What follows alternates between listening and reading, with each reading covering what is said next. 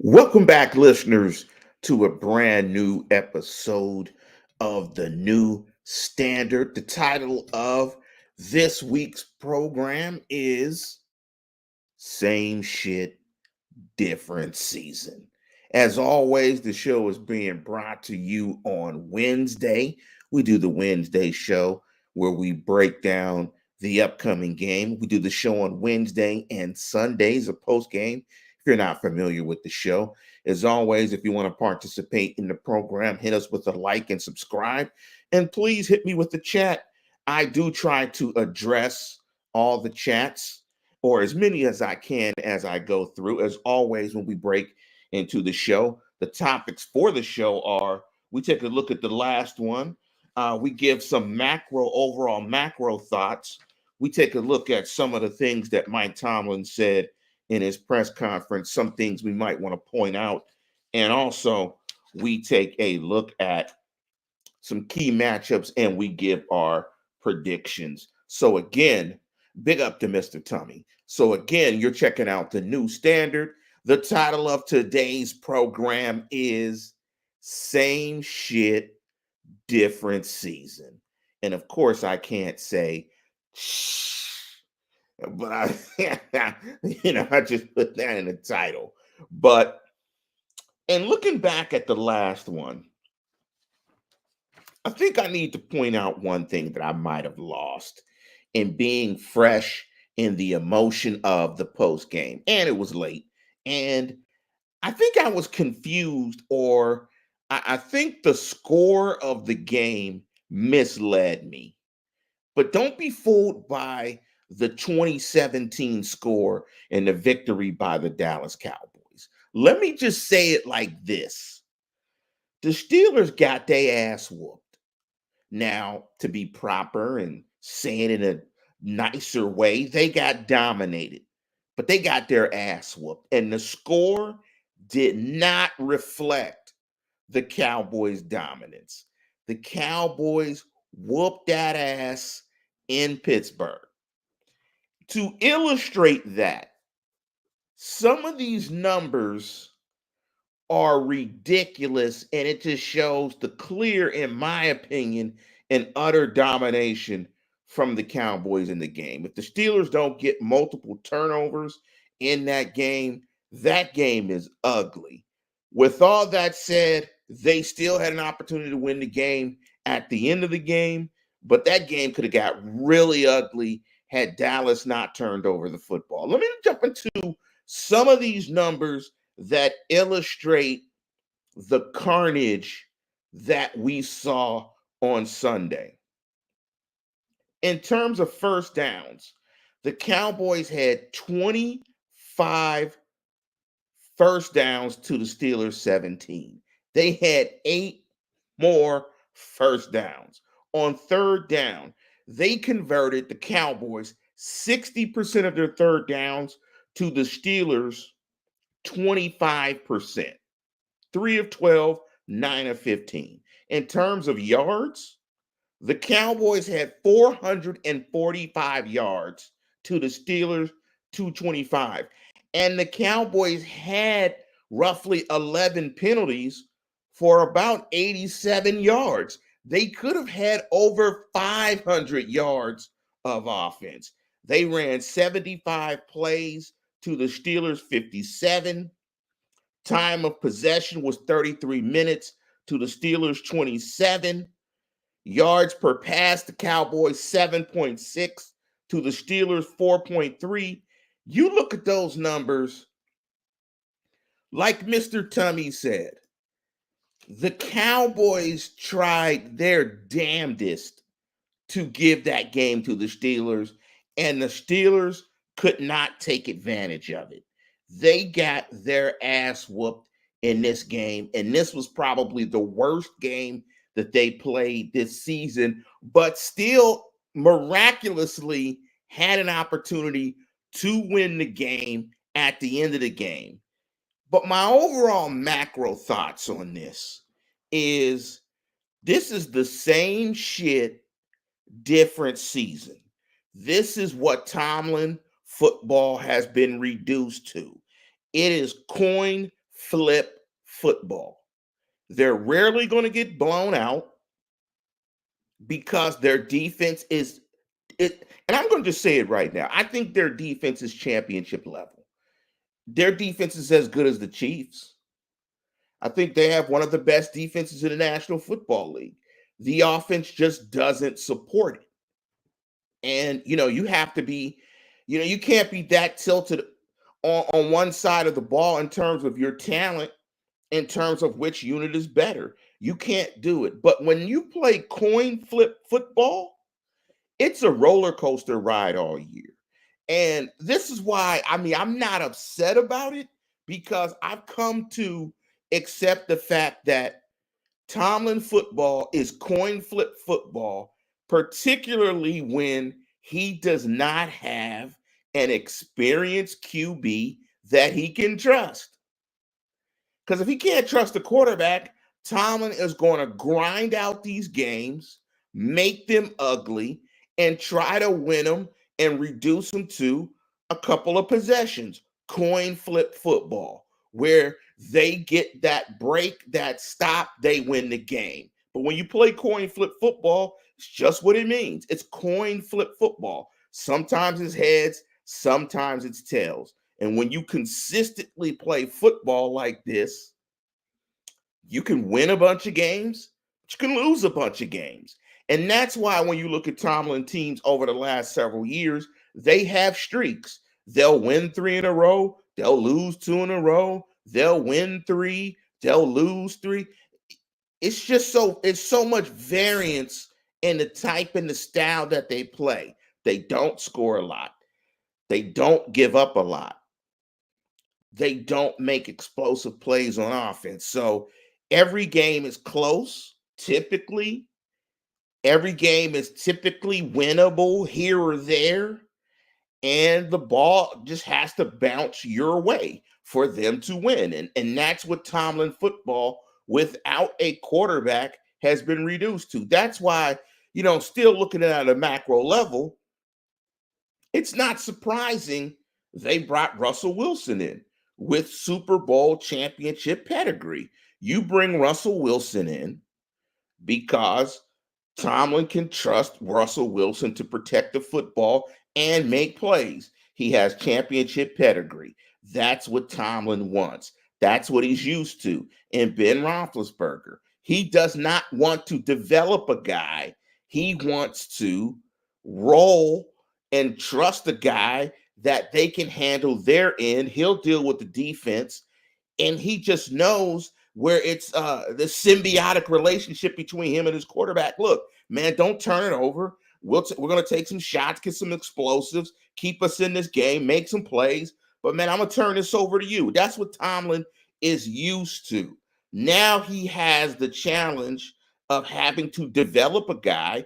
Didn't do it with Kenny Pickett. Trying to develop now Justin Fields. But I think he didn't like the develop the young quarterback game. That what you have to do and how difficult that is, because they got off of Kenny Pickett immediately. Like as soon as they could get off of Kenny Pickett, Tomlin blew up the quarterback room and brought in 3 new guys, which is something that you never see. I think, you know, developing a young guy and being patient with that wasn't something he wanted to do. Now, this is just my macro look at everything. And that's why I'm entitling the show Same Shit, Different Season. With that, listeners, as always, you're checking out the new standard. Please hit us with a like and subscribe. But I want to shift reels a bit and jump into some of the comments that Tomlin made. Usually he drops some nuggets in his press conference in the breakdown of the new game. I think the big thing that happened this week from an injury standpoint and from a roster and a depth chart standpoint is the Raiders announced today that Aiden O'Connell is going to be QB1. One thing that Tomlin brought up in his press conference was that Minshew's mobility was going to be an issue in terms of how you're going to present a pressure package and pressure him, not getting behind, not the tackles, keeping him in the pocket, making him read it out. I suggest they're going to do the same thing with Aiden O'Connell. I think this is beneficial to the Steelers for Aiden O'Connell playing. A lot less experience. Gardner Minshew has had success against the Steelers when he played with the Colts. So I think this is favorable for the Steelers. He talked a bit also, Coach Tomlin, about Patrick Graham, the defensive coordinator for the Raiders, the Las Vegas Raiders, described him as thoughtfully aggressive. The other thing that jumped out was he talked about Crosby, um, and how Crosby is a game wrecker. And I think when you look at the game last year, um, it was surprising that Chooks Okorafor did a pretty good job on Max Crosby last year. Max Crosby, I think I had a sack, a tackle for loss. He did not wreck the game. But one thing for sure, and Tomlin mentioned it, is they're going to have a plan for him and how they address him in terms of pass pro. And I think the other thing that Tomlin illustrated, and that's one of the keys that we'll break down later in the game, is they have to stay on schedule in this game. They can't get into obvious third and long situations where Max Crosby can tee off. You're talking about one of the premier edge rushers in the National Football League. And, one way you negate that, Tomlin also said, is you run at him, you force him to play to run. Also, you stay in good down and distances, like I said before. So those were a couple of things that he brought up in terms of the Raiders. He also mentioned that Justin Fields is taking reps with the ones, but also Russell Wilson was, for the first time this year, was a full participant in practice on Wednesday. We'll see what that leads to.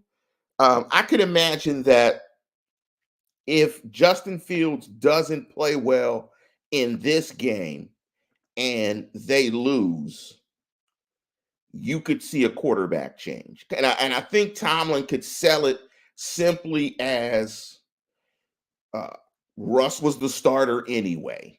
Thank you, Justin, for the hard work, getting us here, keeping us afloat, and we're just going to go ahead and hand off the starting position to uh, the guy who was slated to start anyway. He also talked a lot about Christian Wilkins, about limiting his impact in the game, described him as a game wrecker. One thing, though, that Tomlin said in the press conference that I thought was pretty interesting uh, was he wanted to see the offense get more explosive plays. And he said that he wanted them to get more explosive plays. And it makes perfect sense because it will reduce the amount of pressure if the Steelers have to sustain drives. That explosives, shortened drives, there is not as much of a premium on execution play to play because you don't have to play, 15, 16, excuse me, 17 play drives to score. That he's looking to inject more explosiveness in the game, similarly to the play that Calvin Austin made against the Raiders last year when Kenny Pickett hit him on the post, on the skinny post up the middle of the field, split and cover two, I believe it was, to score the touchdown. He also said they're looking for some schematic fixes to try to generate some more big plays. In terms of the injury front for the Steelers, he talked about Warren and KZ being doubtful, probably being out, Leal being out, Herbig being out, Patterson being out, and Highsmith being out. With those guys, the backs being out, I think you'll probably see Najee Harris get a majority of the snaps in the low. And the one thing I think, and I'll ask you guys in the chat, the offense looks a little bit different without Warren. There seems to be a little bit of juice that's no longer in the offense with Warren out. The offense looks a little stale, a little pedestrian, and a lot going on in Pittsburgh with this whole thing about George Pickens. And the one thing I'll say about George Pickens is that shit he did at the end of the game was cheap as hell, man. And one thing that Tomlin said that I thought was interesting, excuse me, he said that Pickens' lack of snaps in certain situations in that game, or his snaps were snap management. If somebody could tell me what the hell snap management is, and if you could tell me with the state of the Steelers wide receivers, if he needs a blow, sure. Why the hell is George Pickens not playing every snap that he can? Why? It makes no sense to me. Essentially, we all know that Tomlin is the hell of a wordsmith. Point blank, he benched Pickens. He benched him. What's up to my guy, Virgin the and big up to Ollie Howard Species 5618. Big up to my guys. He benched him. And again, listeners, you're checking out the new standard, same shit, different season. He benched him. And he just didn't want to say that he benched him. But he benched the kid, and it's fine. And what you see on the field is, suspect effort. And Allie Howard Species said it best. Snail management. Less snaps for less effort. And when you watch him on film, he does not run routes all out. I mean, you can pretty much tell when he's the primary. When he's the primary, he runs his routes. Here's the other thing, and I'm calling bullshit on Tomlin. In the press conference, he blamed the Steelers crowd for a lack of organization on defense. He said, I appreciate the noise that the fans make in Acrisure, but it affected us in being able to make defensive calls. You're going to blame your fans for your defense not being able to communicate effectively? That's some BS, man. That's one of the first times where I've seen Tomlin really throw the buck, and that's ridiculous, blaming the fans. Fans are just trying to be enthusiastic and get guys juiced up. I mean, come on, man. Like, you can't blame the fans because you didn't make checks and calls. I mean, hell, you gave up 500 yards. Did the fans cause that? Did the fans cause the Cowboys to convert 9 of 16 third downs? That's bogus. That's super bogus. But I urge you guys to listen to Tomlin's press conferences. He says some stuff that sometimes is suspect. And Ollie Howard Species asked the question: is it blaming or explaining? I'm gonna call it explaining. I'm trying to combine blaming and explaining. I think it's a bit of both, but I don't need to hear that. Fans don't need to hear that them cheering to help the team affected the team. I mean, come on, man. You got to figure out a way. They've played in Acrisure enough. They've performed well in Acrisure when the crowd has made noise. So I think it's part blaming, a little bit of explaining, but I think a lot of it is blaming. I took it as that way. So, I wasn't at the game. I wasn't offended, but I'm like, come on, Tomlin, man. We need something better than that. Let me jump into this comment from John Stroman. The problem is not the QB or the offensive line. How can you have a fast start with a slow Najee? No one respects our running game since CP and Warren is out. We was 3-0 with CP and Warren. I agree a little bit with that. I think it's a bit of all of it. It's the QB. I don't know if they have a complete trust in him to turn it loose early in games. I think they try to tread water early in games and not lose games. And that's what I see their offense doing. They're not trying to lose games as opposed to offensively going out and trying to win games. They tread water too much for my taste. But, I think, John, you've got solid points. Najee Harris, to me, has never been that guy, period. And it's going to be interesting to see what they do in the offseason as far as his free agency.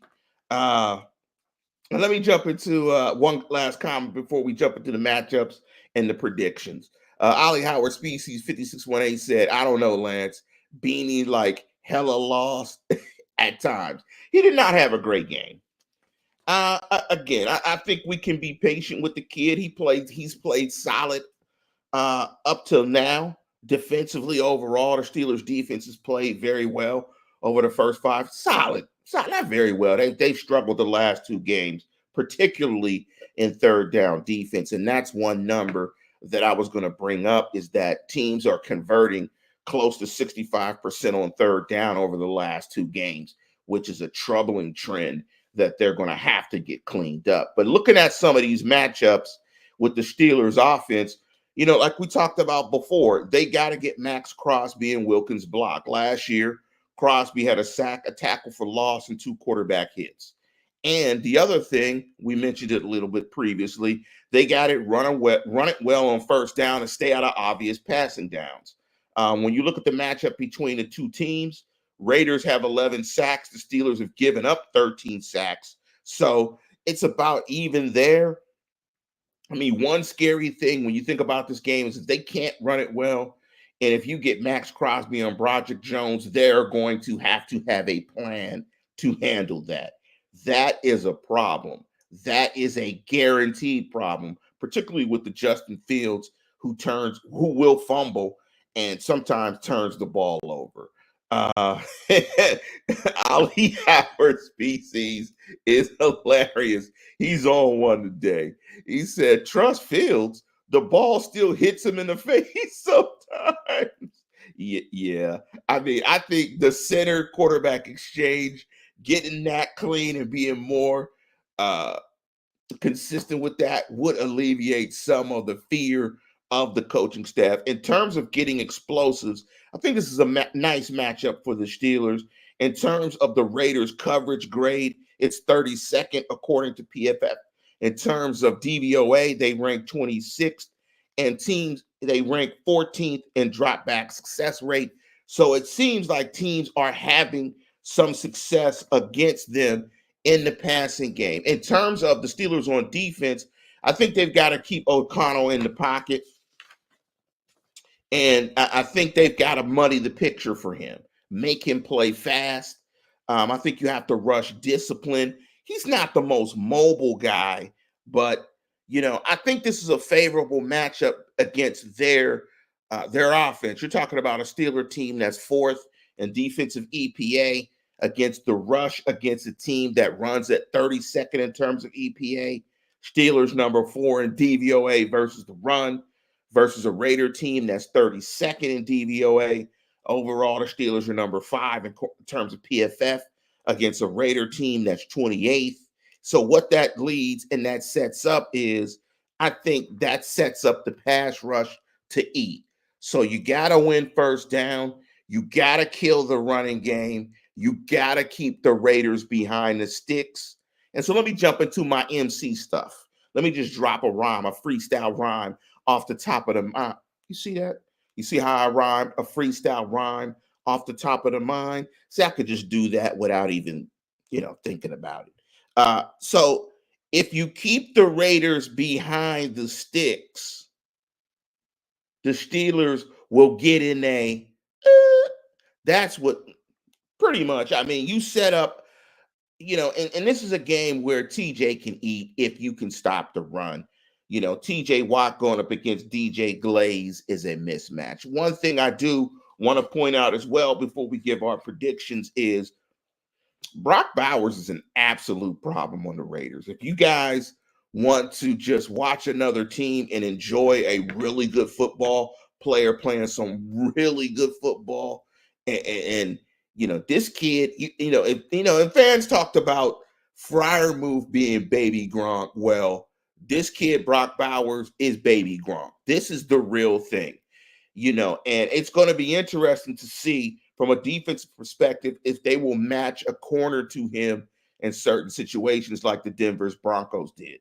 The Denver Broncos in the game matched Pat Surtain to him in certain situations. That's the type of respect that the kid is getting early this year. He's gotten 35 targets, the most for any tight end. He has the most tight end receptions with 28, and he has the most tight end receiving yards with 313. So he's a problem. He is a problem that they are going to have to solve because he could kill your game. He is that good already. I mean, the kid made a super play against Denver where he high pointed the football, turned and ran and sprinted for a touchdown. I was like, man, this kid is nice. And he's from a local area around here in Napa, California. Kid's been nice since high school, and he's always been one of them ones. So they're going to have to treat him like he's one of those ones. So now we get to prediction time. In the chat and listeners, you're checking out the new standard. Same shit, different season. Give me your predictions for this particular game. Another player and a name I didn't mention in my breakdown because I think he is hurt. I need to look at the injury report. Is Devontae Adams. Of course, if Devontae Adams plays, Devontae Adams did work against the Steelers last year. If Devontae Adams plays, of course, you're going to have to key on Devontae Adams and try to limit the damage that he has in the game. Hopefully for the Steelers, Devontae Adams will not play. It feels like from the outside looking in, he's going to not play till they can figure out the trade. And so he's not going to get hurt. So he doesn't get hurt. And he's being listed as did not participate today with a hamstring. So I don't think he's going to play in the game. And of course, they'll update his participation later on in the week. But again, give me your predictions before I give my predictions. Virgil thus said 23-17 Raiders. Ali Howard species. It said Adams is out. His trade bone is still injured. I want to see what they do against the Raiders tight end. And this might be a game where, Minkah Fitzpatrick does his thing. I can imagine they'll bracket him some as well. And I think they're going to fully give him the respect that he deserves and he's earned over these first three games. Ali Howard species picked 33-13, the good guys.